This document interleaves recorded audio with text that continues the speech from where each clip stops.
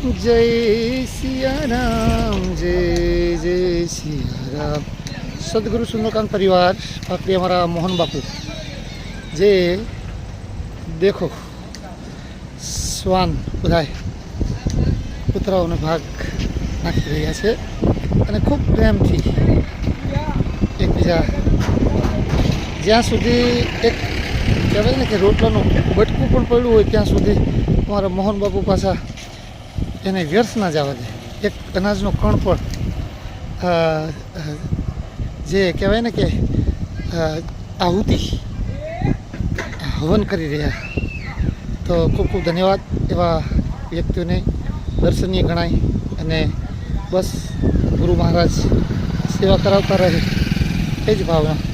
જય સિયારામ સર. મોહન બાપુ જય સિયારામ, જય સિયા.